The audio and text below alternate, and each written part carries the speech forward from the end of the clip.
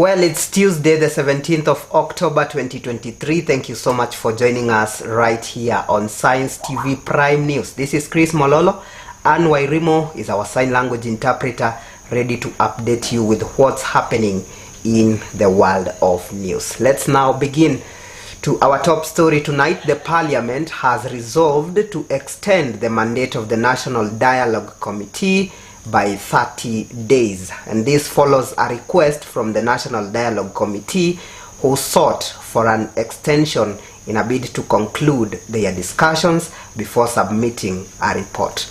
The team was to complete its sittings and submit a report by the end of October. On August 29th, the Parliament passed a resolution establishing the National Dialogue Committee to investigate key issues of interest to Kenyans and report back within 60 days.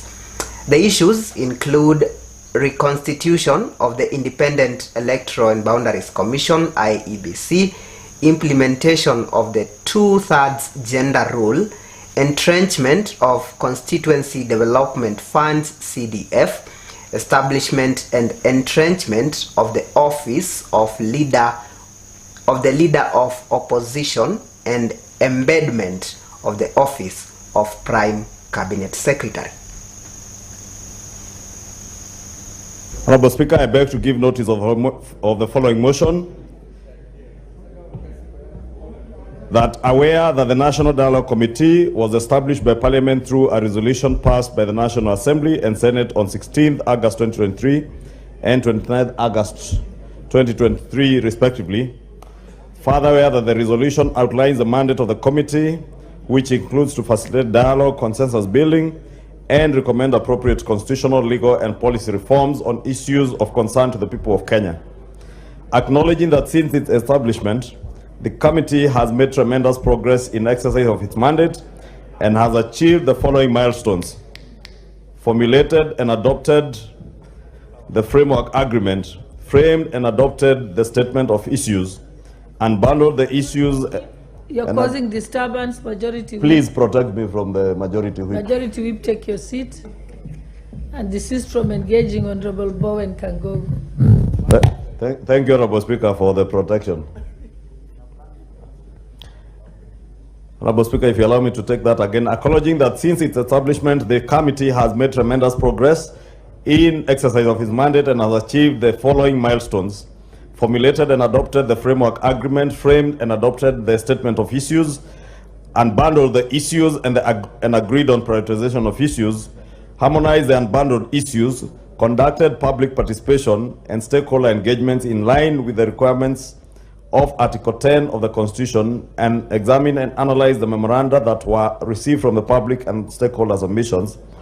Further, cognizant that the committee is presently in the process of considering the issues for negotiations and recommending appropriate constitutional, legal, and policy reforms on each of the framed issues, which are electoral justice and related matters, outstanding constitutional matters, fidelity to political parties through coalitions, and the law on multi-party democracy. Entrenching the National Government Constituency Development Fund, National Government Affirmative Action Fund, and the Senate Oversight Fund into. Now, moving on, Machakos Senator Agnes Kavindu Muthama has called on President William Ruto to stop revoking title deeds of land that has not been developed for over 10 years. Muthama said that some land owners cannot even access their land due to cartels and need security to develop it. She cited the Dramvale farmers in Kamulu as an example. On the ongoing demolitions in Mavoko, Kavindu said it was sad for the government to talk about affordable housing while demolishing the houses of those who have already built. Kavindu spoke after meeting over 500 shareholders of Dramvale Farmers Cooperative Society in Kamulu.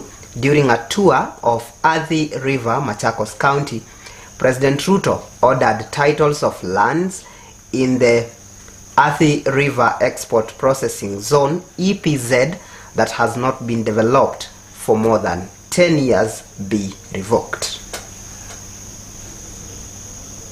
William Samuel Ruto amesema ya kwamba ile mashamba ambao iko pale Portland ambao wenyewe iko na zaidi ya miaka 10 na itakuwa developed, amesema ya kwamba ata revoke hizo title deeds. Lakini bwana president, nakuomba hawa wakulima wetu wa hapa Mavoko, Athi River, Dramville hawawezi kukanyanga kwa mashamba yao, kwa sababu wale wakora ambao wamekuja kunyemelea kwa mashamba yao wameweka guns hapo. Wakifika hapo wanaambiwa watachomwa. Kwa hivyo kama ni hivyo, wapatiwe security, waweze kuingia kwa mashamba yao, waweze kudevelop. Muda mrefu sana wakiattempt kwenda, anaambiwa atachomwa na guns ambao hawajui ni kina nani na leo ni kina nani. Sasa kukosa kudevelop si makosa yao, ni makosa ya serikali ya Kenya kukosa kuwapa security ya kuweza kuingia kwa mashamba yao. Na tunasema watu wetu wapatiwe security waingie kwa mashamba yao. Wakamba si watu wavivu, Wakamba ni watu ambao wanafanya kazi na walitafuta hiyo mali, kwa maana wako wavivu. Na kwa hivyo bwana president, tunakuomba tafadhali, kabla hujarevoke hizi title deeds, uwapatie security waingie kwa mashamba yao. Kwa maana sasa tunapeleka security wetu Haiti, lakini hapa Kenya, hapa Ukambani, hapa Athi River kuna watu hawezi kukanyanga mashamba yao kwa maana hakuna security.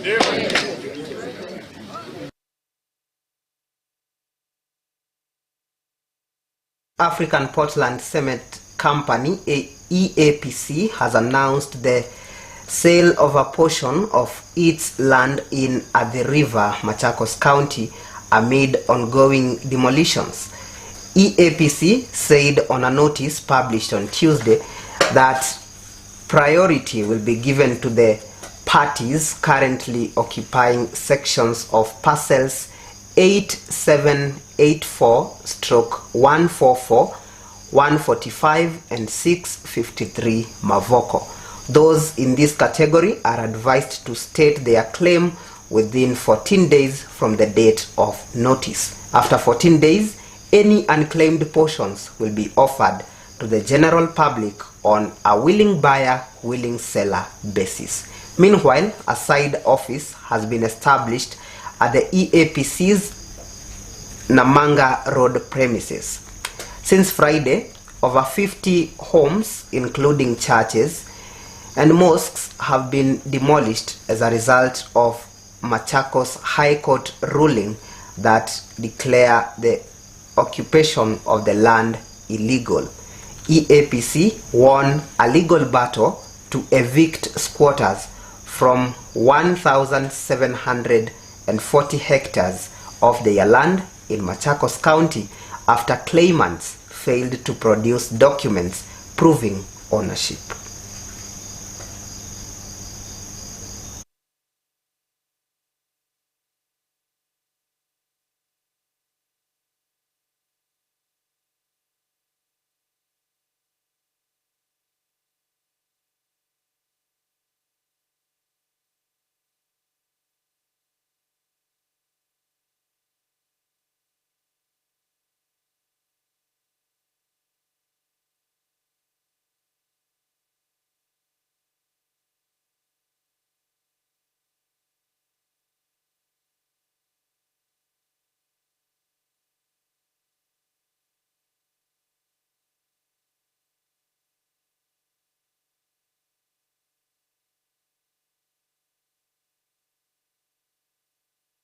Stick in Athi River, and Raila Odinga, the leader of the Azimio la Umoja coalition, has condemned the ongoing evictions at the East African Portland Cement Company, calling them ungodly, while criticizing President William Ruto for allowing the injustice to continue.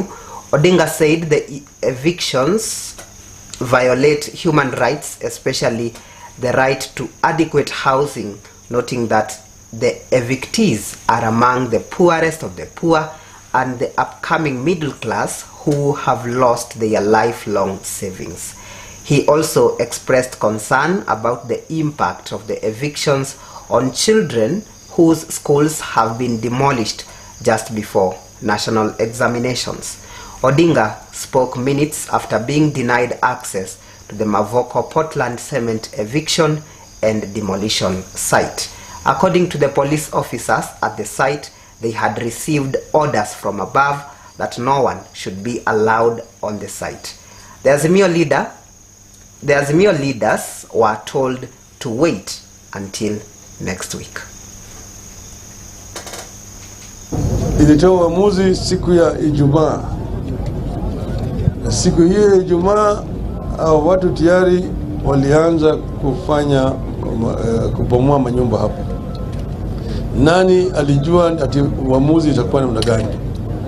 Walikuwa wameshajua tayari uamuzi itatoka vile ilitoka. Hii ndio inaonyesha kwamba mahakama zetu imeshikwa teke. Nilisema juzi ati mahakama na bunge letu la kitaifa wameshikwa teke. Wamepiga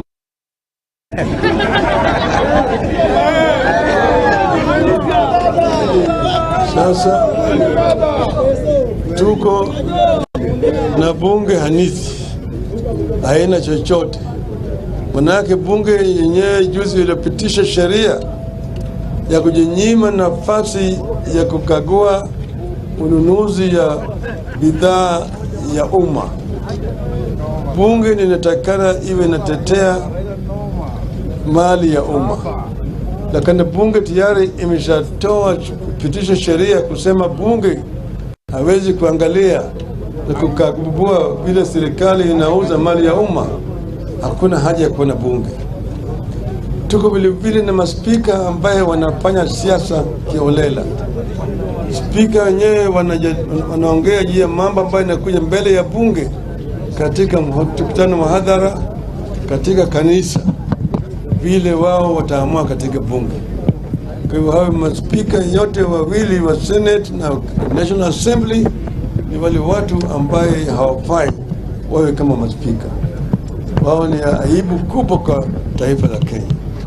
Na vile siku hizi mambo inatoka kule Ikulu, unasema ipitishe vile ilivyo, na wabunge hawapewi nafasi ya kuongea vizuri juu ya yale masuala yanayokuja kwa bunge. Kwa hivyo sasa Wakenya hawana kinga. Pande hii bunge mateka, pande nyingine mahakama mateka. Sasa tuko na pahali ambaye natembea peke yake, hakuna.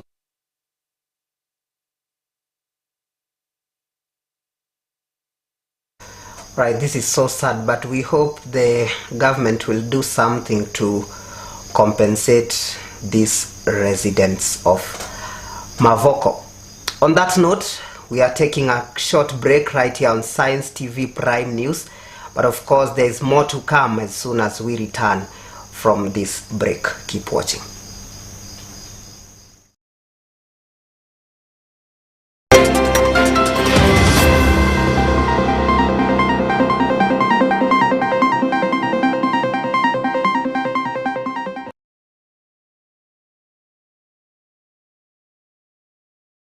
Welcome to Kids Technical College.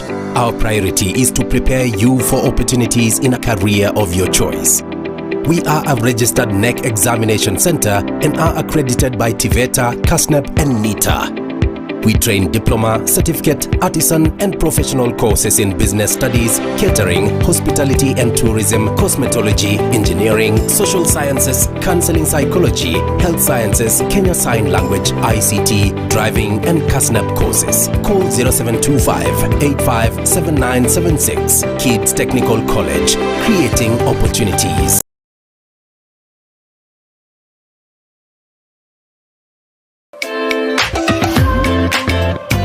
We are now closer to you. In our quest to reach you, we are in Mount Kenya region, Coast region, Western region, Nyanza region, Nairobi region, Eastern region, and Southern region on free-to-air platforms. Signet, Go TV, and StarTimes.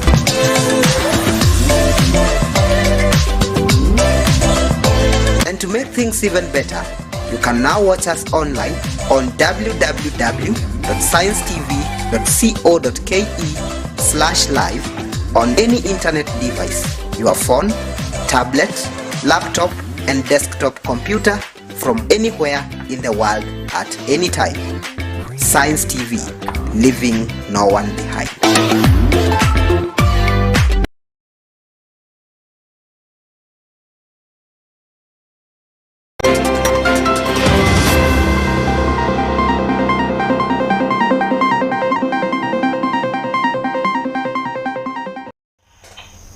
Many thanks for staying with us. Welcome back. Now to a developing story here. Meru County Assembly members on Tuesday tabled a second impeachment motion against Governor Kawira Mwangaza. In a motion tabled at the County Assembly, the county legislators accused Mwangaza of committing 7 violations as grounds for her impeachment. In the first count, the MCAs accused Mwangaza of misappropriation and misuse of county resources. They claimed the governor has been, among others, embezzling county funds using her relatives, including sisters, brother, and a nephew. They accused the Meru governor of making withdrawals of the county funds under the guise of paying for various supplies that are made by her relatives. The MCAs also claimed Mwangaza diverted county resources for personal use, among other accusations.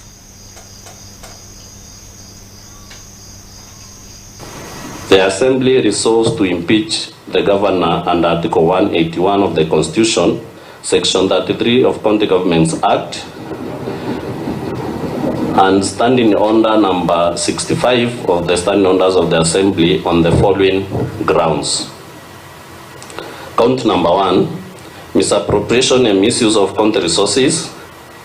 The governor has grossly violated, among others, Articles 10, 73, 201, 226, 227, and 230 of the Constitution, Sections 8, 12, 13, 16, 17, and 35 of the Leadership and Integrity Act 2012, Sections 55 and 66 of the Public Procurement and Asset Disposal Act 2015, and Sections 45, subsection 2, and 46 of the Anti-Corruption and Economic Crimes Act, by engagement, connivance, and or complicity in the following.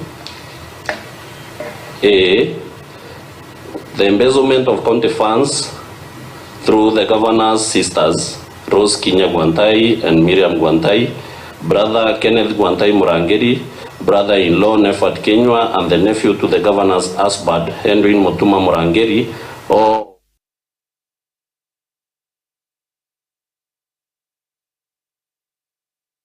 This is a story that we are keeping an eye on, and we'll be giving you updates as we get them. But the big question tonight is, Kawira Mwangaza survived the first impeachment. This is the second one. Will she survive? We will be updating you how things will be going. Elsewhere, Busia County Women Representative Catherine Omanyo donated umbrellas to over 50 roadside vendors in 5 markets across the county to protect them from harsh weather conditions expected during the upcoming El Nino. Omanyo said she is targeting 1,000 women in the first phase of the initiative, acknowledging the efforts made by women in Busia to earn a living despite the difficult economic times. According to the women rep, it is time for the Busia County government to embrace roadside vendors who cannot afford to pay for kiosks or stalls in the market due to the nature of their businesses. The traders applauded Omanyo for demonstrating the spirit of bottom-up development by prioritizing roadside vendors, whom she referred to as Mama Mbogas and Mama Chomas. Pia tu kwa sokoni zote nikipita nikaona watu wengi ambao wanachoma mahindi kwa jua. Mahindi inatoa moto, jua inaongezea moto. Naona macho zao ziko yellow hivi, inamaanisha dehydration. So nikafikiria kwanza umbrella, na ndio nimenunua umbrella na target watu wa chini kama hawa wenye wanachoma mahindi, juu profit ya kuchoma mahindi ni kidogo. Juu unapata anauza mahindi shilingi 5, shilingi 10. Sasa itafika 1000 lini? Ndio niliona wacha nianze na hao wa chini, alafu tuzidi kufikiriria wa juu, but mimi naanzia chini hivi.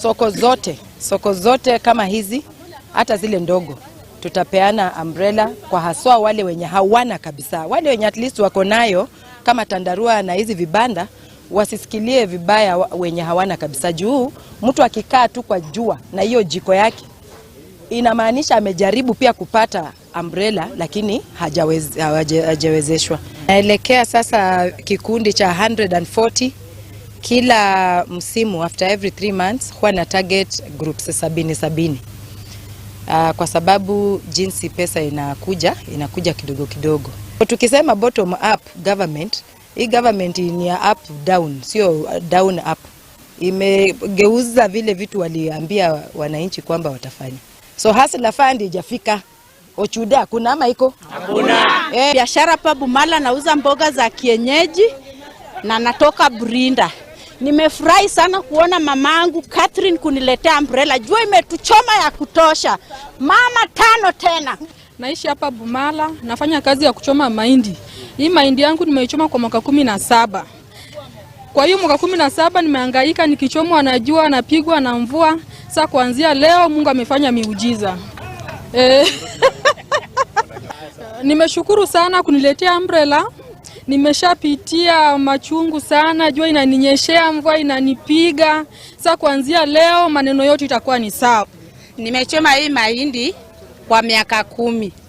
Lakini tuko na shida ya mvua na jua. Hatuko hata na mavuli. Lakini kwa saa hii tumefurahi, tumepata mavuli. Asanteni sana. Kwa sababu mama, sikuwa nimekutana nako na women rep tangu ugatuzi uanze. Ni siku ya leo na ninafuraha kukutana na mama wetu Catherine ambaye ni women rep. Nimefurahi sana. Na ametuletea check ya 100,000 ambao tutaongeza katika chama chetu kiendelee na tuendeleshe kilimo yetu.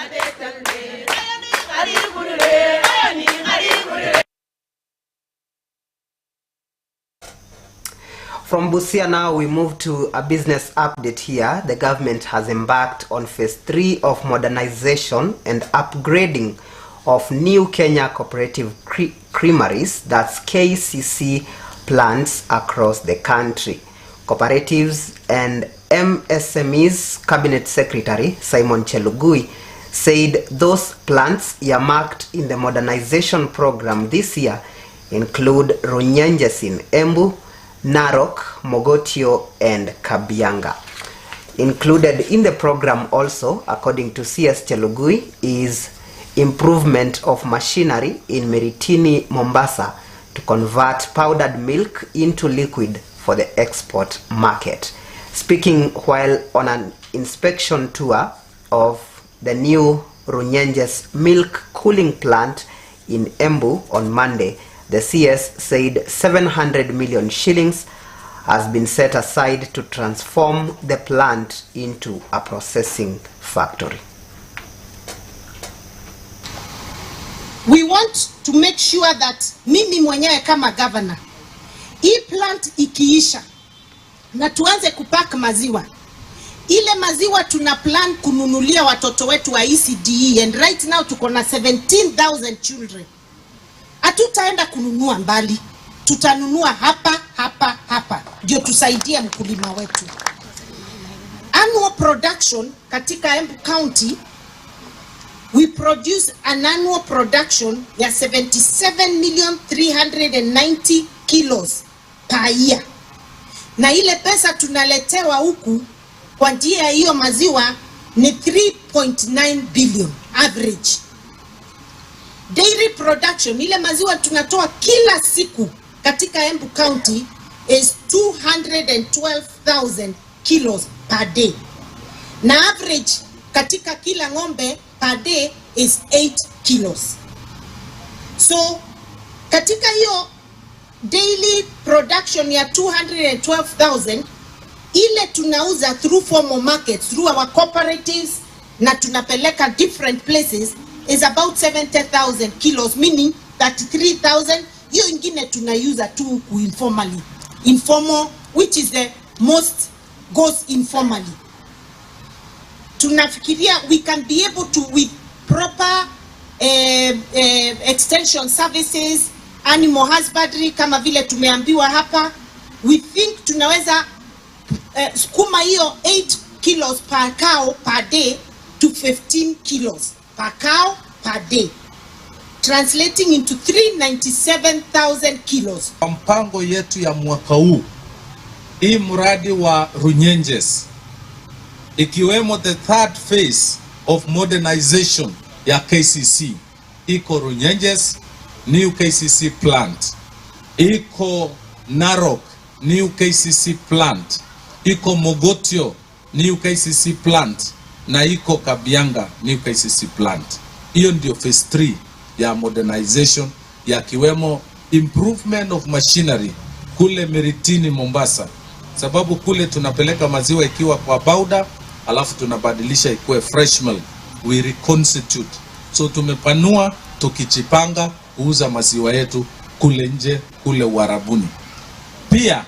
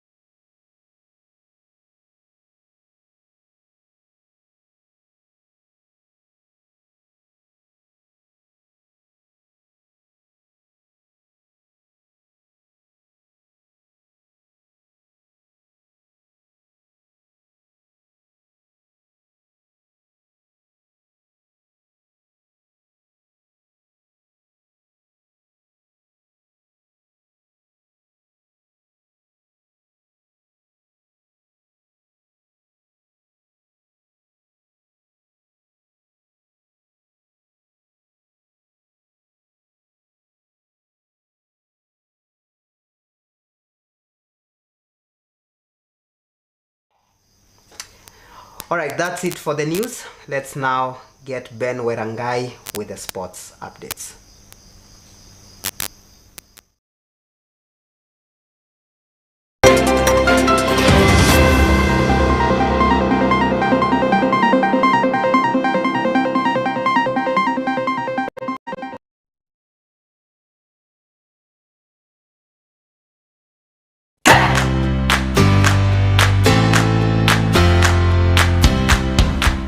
Kajiado is watching Science TV.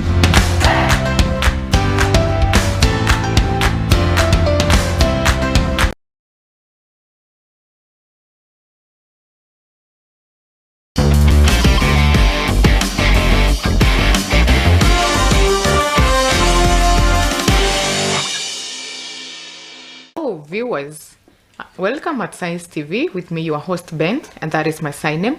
The interpreter doing the voicing is Anne Wairimo. Let us focus on our sports item at this hour. On to our first sports item, the African 100-meter record holder Ferdinand Omanyala launched his athletics academy on Tuesday at St. Joseph's Boys High Schools in Kitale. The academy is aiming at helping young athletes develop their skills and reach the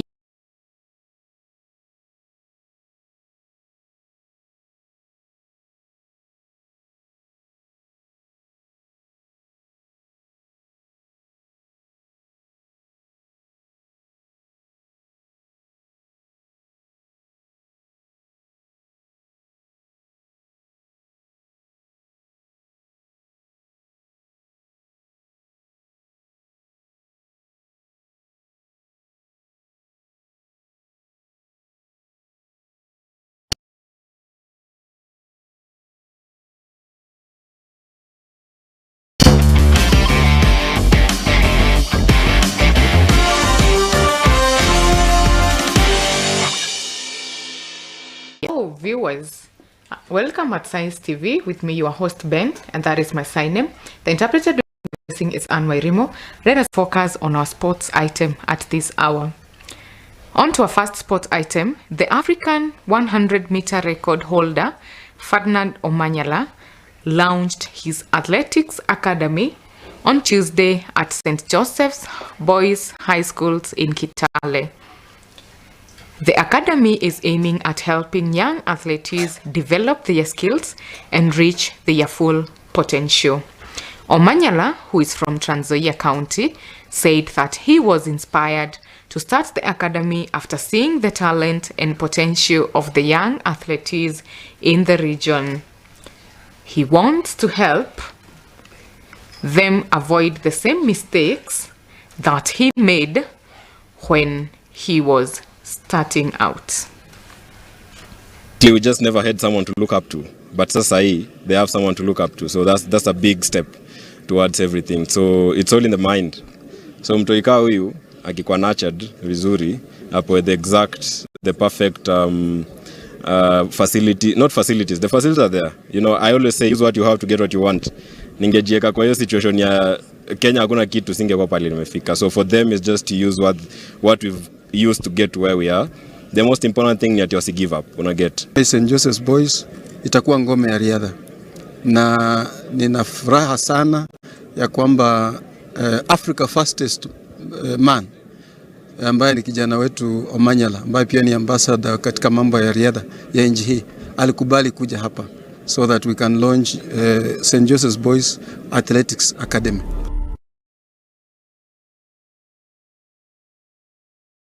Item. Football Kenya Federation FKF Vice President Doris Petra has lauded a team of 15 coaches currently undertaking the CAF A coaching course. While acknowledging the importance of coaches pursuing the highest levels of qualification, Petra says a majority of trainers who start CAF D lessons fail to fulfill their potential once they stagnate in the lower levels.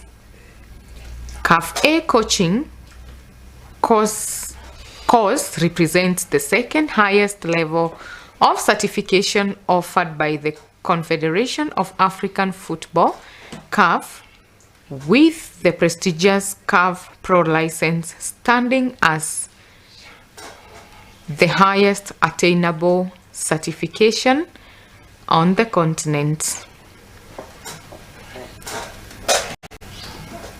Among the coaches who are part of the course are Harambee Starlets coach Beldin Odemba, Ulinzi Stars Anthony Kimani, Assistant Posta Rangers coach Bernard Kawinzi, and CAF instructor Jacqueline Juma. That is all we had. Thank you so much, viewers, for watching Science TV with me, Ben Warengai, and that is my sign name. My interpreter doing the voicing is Anne Wairimo. Please remember to leave a comment on our social media handles. We have YouTube, Instagram, Twitter, and Facebook. Good night and bye-bye.